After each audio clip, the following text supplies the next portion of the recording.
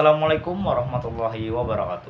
Perkenalkan, nama saya Muhammad Rian dengan NIM 2310111611005 dari kelas A1.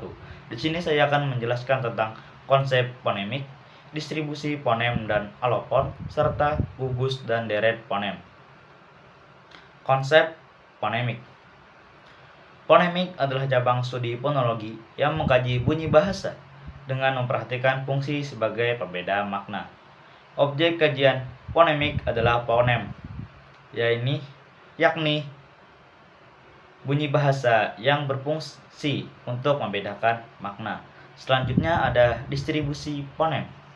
Distribusi ponem merupakan letak atau sebuah ponem berada di dalam satuan ujaran yang disebut kata atau morfem. Secara umum, ponem dapat berada di awal, tengah, dan akhir kata.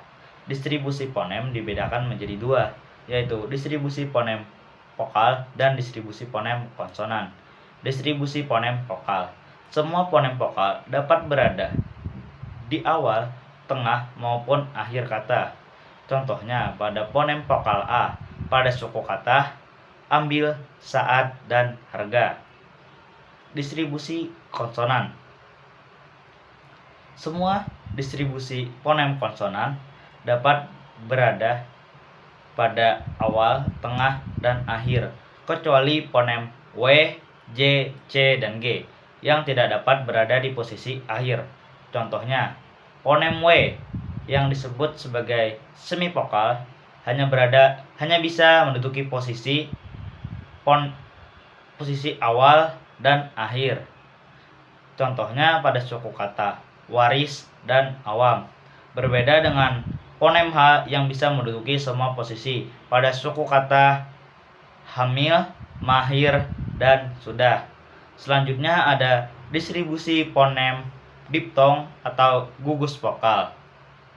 Pada umumnya, semua diptong hanya berada di posisi akhir, kecuali diptong au yang bisa menduduki posisi awal dan akhir, seperti contoh suku kata aula yang dilafalkan menjadi aula dan suku kata pulau yang dilafalkan menjadi pulau.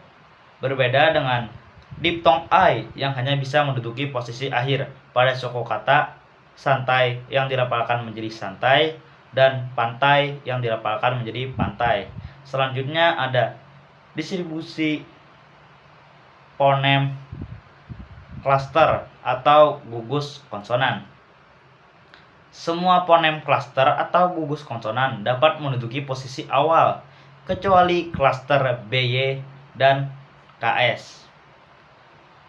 Posisi tengah tidak bisa diduduki oleh ponem klaster DW, PR, PS, SW, dan SPR. Sedangkan posisi akhir hanya bisa diduduki oleh klaster KS, PS, dan NG.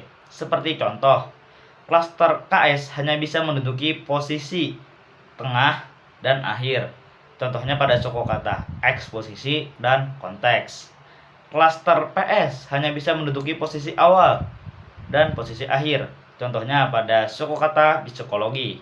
Berbeda dengan klaster NG yang bisa menduduki semua posisi pada contoh suku kata ngebut, alangkah, dan sedang. Selanjutnya adalah alopon. Alopon adalah variasi kata yang tidak membedakan makna atau arti. Alopon dibedakan menjadi dua, yaitu alopon vokal dan alopon konsonan.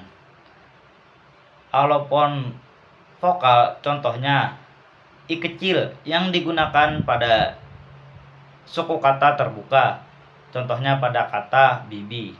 Sedangkan I besar digunakan pada suku kata tertutup, contohnya pada kata karib. Alopon konsonan contohnya pada huruf X yang berubah pada kata khawatir. Selanjutnya adalah gugus ponem. Gugus ponem adalah dua buah ponem yang berbeda tetapi berada dalam satu suku kata yang sama.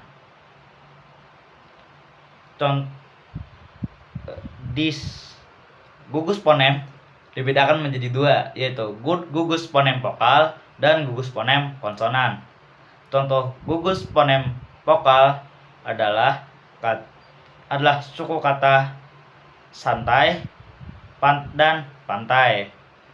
Gugus fonem konsonan contohnya pada suku kata sembelih dan ambyar. Selanjutnya ada deret fonem.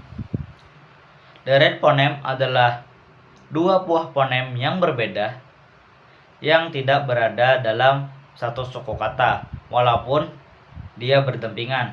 Contohnya suku kata sabda dan kiblat. Terima kasih telah mendengarkan materi saya.